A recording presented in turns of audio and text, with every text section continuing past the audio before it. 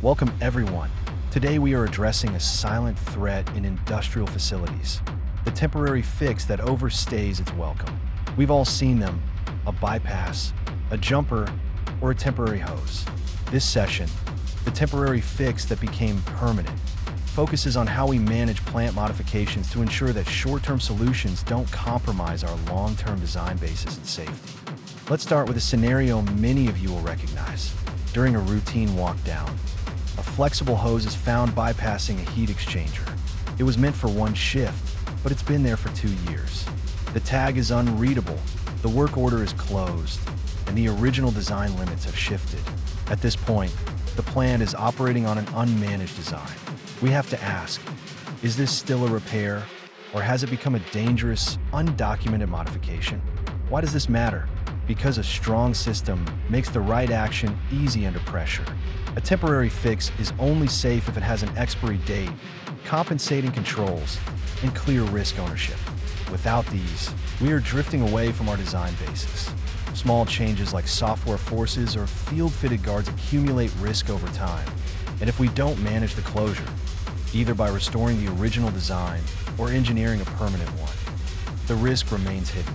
By the end of this session, you should be able to recognize which changes require control, screen them by hazard, and understand the workflow of technical review and PSSR. We want to move toward creating visible registers for temporary changes and ensuring that even emergency modifications undergo a retrospective review so that our physical plant and our documentation always stay in sync. The first step in this journey is learning to see the risk clearly. We need to identify the system conditions that transform a simple workday workaround into a significant enterprise risk. Before we can solve the problem, we need shared definitions. A replacement in kind introduces no new risk, while a modification can change the design or operation. Temporary changes must have a limited duration, and emergency changes require an accelerated but still controlled path. All of these must be reconciled against the design basis, the assumptions and limits that keep the plant safe, and verified through a PSSR or closeout process. We must realize that the cost of an unmanaged modification is much larger than a maintenance invoice. It impacts containment, reliability, and configuration control. If the documented plant no longer matches reality, your emergency response teams might make life-threatening decisions based on outdated information. Reliability, safety, and reputation move together. Failure doesn't happen all at once. It's a chain of events. It starts with an urgent stabilization, followed by weak screening where we call a change or repair to avoid paperwork. Then comes thin approval and expiry drift, where deadlines pass without action. Eventually, the temporary fix is normalized. New employees think the bypass is part of the original design. The organization has forgotten the question the fix was originally meant to answer. There are always warning signs. Look for invisible registers where tags exist in the field but not in a master list, or work orders that are closed while the modification remains. Be wary of stacked temporary changes where multiple workarounds interact, and watch out for capital limbo, where we defer a permanent fix because the temporary one seems to be working well enough for now. I want you to ask these 8 questions of your current system. Do employees know the difference between a repair and a modification? Is there a field tag register? Do you force a decision when a temporary fix expires? Answer these with hard evidence, not just good intentions. If you can't point to a list or a record, the system isn't real. Now that we see the risks, let's talk about building an operating model, a disciplined way of making decisions and capturing evidence that keeps the plan under control. Our model rests on 5 principles. First, screen by the effect of a change, not its cost. Second, temporary must mean controlled time with an expiry date. Third, maintain one authoritative register for visibility. Fourth, always verify before you operate using a PSSR. And fifth, close the configuration. The physical plant and the drawings must agree. This is the change 6 model, a 6-gate process. We recognize the change, assess the hazards, authorize the scope and time, implement the work, start and monitor the controls, and finally, close it by either removing it or making it permanent.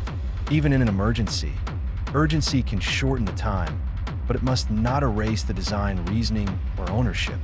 In the recognize phase, the requester and supervisor must identify if this is truly a replacement in kind or a change.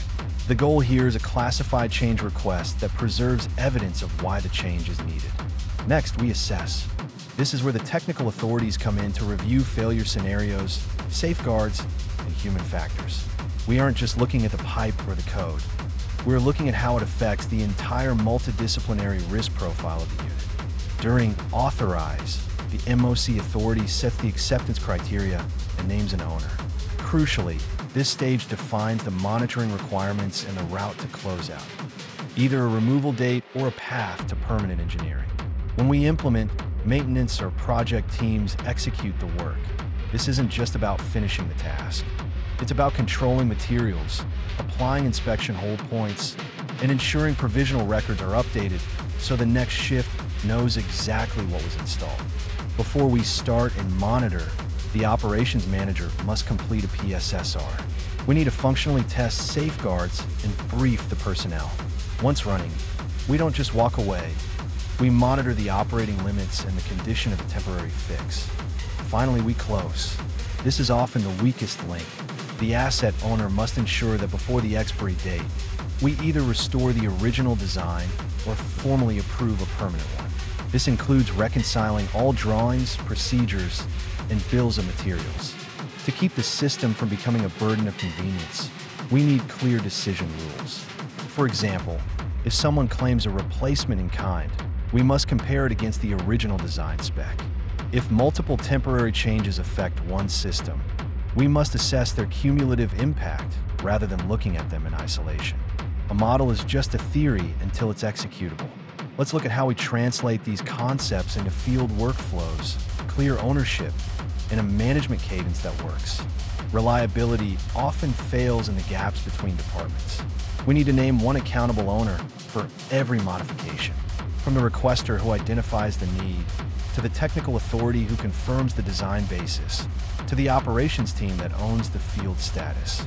Everyone must know their role in the chain. Standard work is what makes execution repeatable.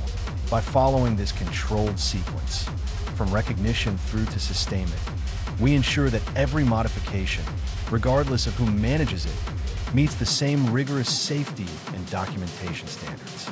Controls must be specific and observable. A procedure is not a control.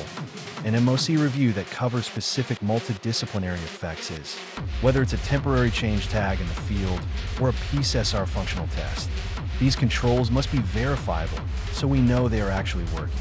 We should capture the minimum data required to change a decision. This includes the proposed configuration, the design basis hazards, authorization records, monitoring limits, and finally, the closeout evidence. If the data doesn't help manage the risk or the timeline, we don't need it. What gets measured gets managed. Use metrics that trigger action, instead of just counting total MOCs. Look at the number of expired changes or the average age of temporary fixes. These leading indicators tell you if your culture is starting to normalize temporary workarounds as permanent solutions.